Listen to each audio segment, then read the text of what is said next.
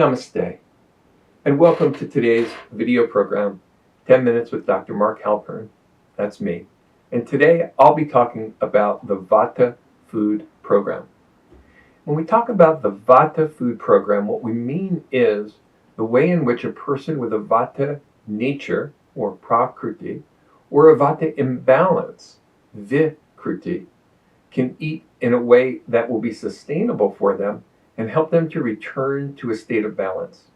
In other words, if you want to prevent disease and you have a Vata nature, eat this way. If you're already out of balance and you have a Vata nature or you have a Vata imbalance, then eat this way. This is the way of eating that brings balance to the Vata dosha.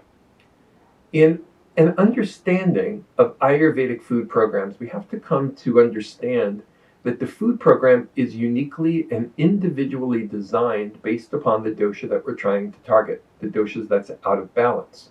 So for instance, if you had symptoms of Vata imbalance, you might have conditions such as insomnia. You might suffer from anxiety. You might have some constipation or some gas. And you're trying to eat in a way that is going to reverse the Vata imbalance and return you to a state of balance. And that's our goal. So let's talk about how we do that. In Ayurveda, we follow a program that has the opposite qualities to the imbalance itself. So if a person is light, we need more of the heavy quality. If a person is too hot, we need more of the cold quality. If a person's too sharp, we need more of the dull quality. If a person is too rough, we need more of the smooth quality. If a person is too mobile, we need more of the stable quality. There are actually 10 pairs of opposite qualities. The idea is to understand the qualities that are disturbed within yourself, and then to utilize diet in a way that will bring in the opposite qualities in order to restore balance. Now, when a person has a Vata nature or a Vata imbalance, these are some of the qualities that tend to be out of balance. And when I say out of balance, it means we tend to have too much of it. The quality of lightness, for instance. If you've been losing weight, that's a sign of Vata imbalance. Then you have the quality of lightness, dryness, mobility, coldness, roughness, hardness, subtlety. There's many other qualities, and they all deserve a description, clarity. For more details beyond this, you can go to my book, Healing Your Life, Lessons on the Path of Ayurveda, for more information about the 10 pairs of opposite qualities and how they relate to each of the doshas. But now you get a good idea of where we're going. If we understand the qualities that are inherent within the imbalance, we can bring in the opposite qualities through diet.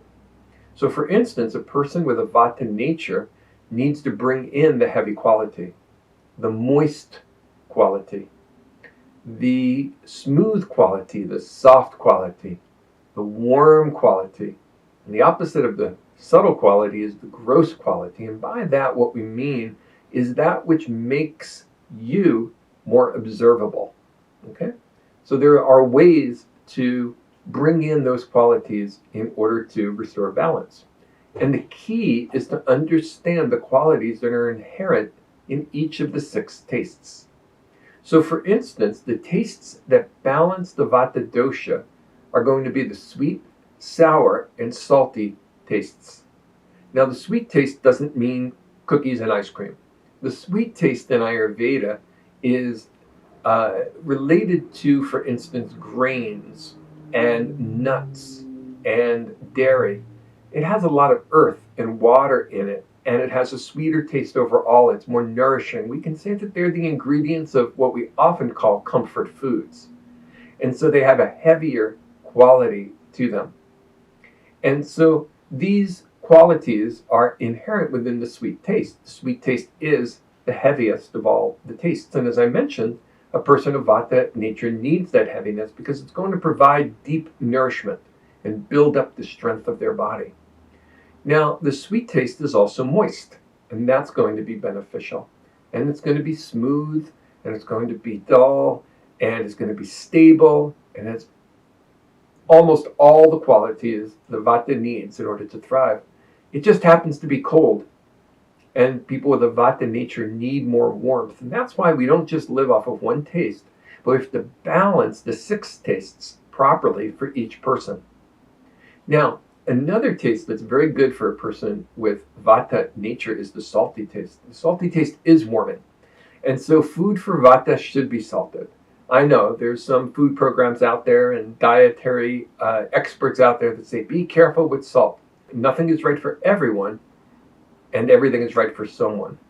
Salt is a wonderful food for people with a Vata nature or a Vata imbalance.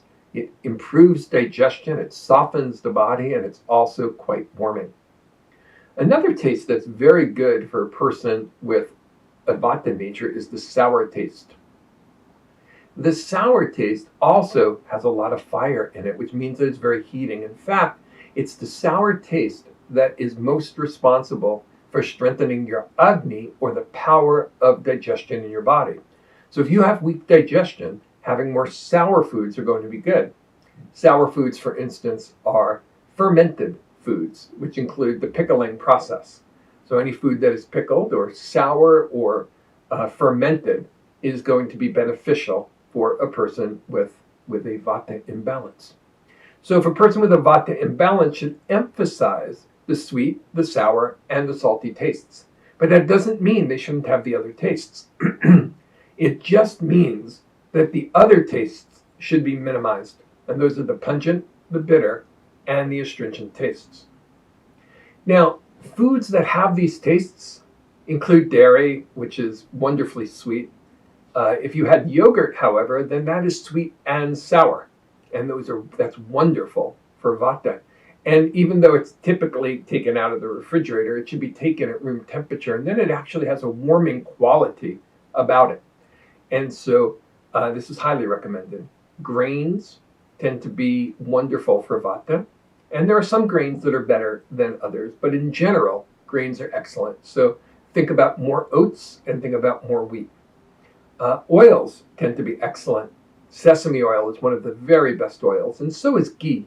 But there are other oils that are excellent as well that can be utilized freely, such as almond oil and olive oil. Almost every oil is very good for a person with a Vata nature or a Vata imbalance, but some are better than others. And if needed, if a person has a very weak nature and needs to strengthen themselves, that's when we use meat as a medicine. We don't want to utilize meat all the time in Ayurveda. It's not a sustainable way to live. But as a medicine, it does have the qualities, typically, that balance the Vata dosha. Now, root vegetables can be excellent because they have that heavy quality to them. They also tend to be sweeter, things like beets and carrots, very sweet potatoes. And so when they're heavy like that, they have that heavy quality about them. With the potatoes, they tend to have although they have a heaviness and a sweetness, they also do have other tastes in them that can make them a little too dry. So if they're taken, they have to be taken with oils in order to balance out that dry quality. And spices are excellent. Spices have that warming quality. So we can add the spices to foods that tend to be cooling in order to increase the heat. That's part of the art of Ayurvedic cooking, is knowing how to blend the spices and the main ingredients.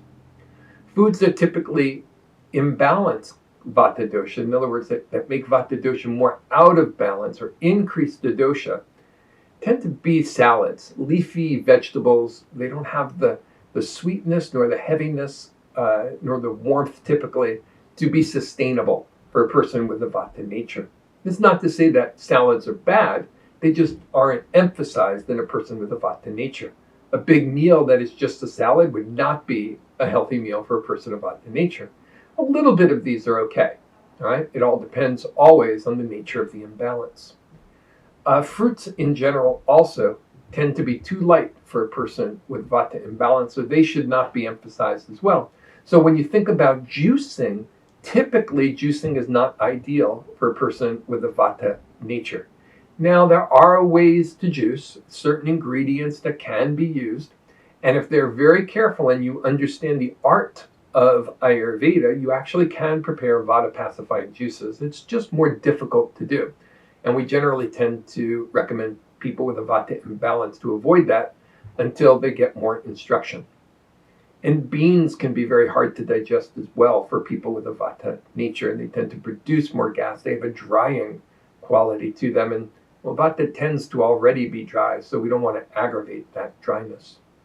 So these are the principles behind following a Vata-reducing food program. The foods should emphasize the sweet, sour, and salty taste, and de-emphasize the pungent, the bitter, and the astringent tastes. They can all be taken and blended together. It's just that certain tastes are going to be emphasized. And these tastes that are chosen because they bring into the body the opposite qualities of the imbalance. And that's what's necessary to support the physiology of healing. Now, I want to just end by giving you a couple of examples of foods that could balance the Vata dosha. But these foods have to be taken in the proper quantity, and they have to be prepared properly. Okay? Otherwise, even the right food can be difficult to digest. So an example would be a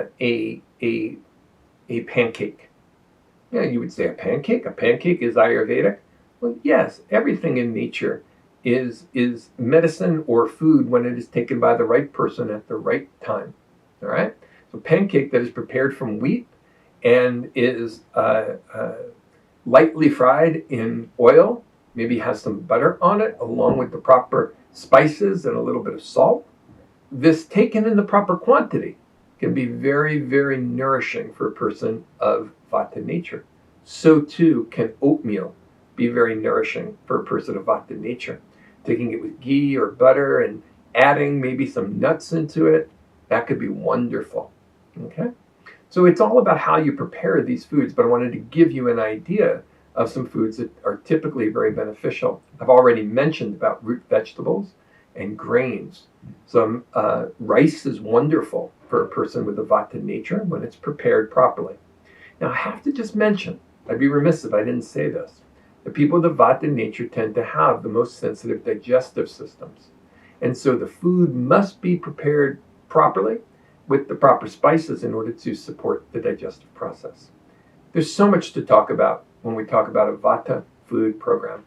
And my hope today was just to give you some basic information and inspire you a little bit further to follow the food program that's right for you. For more information about a Vata-reducing food program, go ahead and check out my book, Healing Your Life, Lessons on the Path of Ayurveda.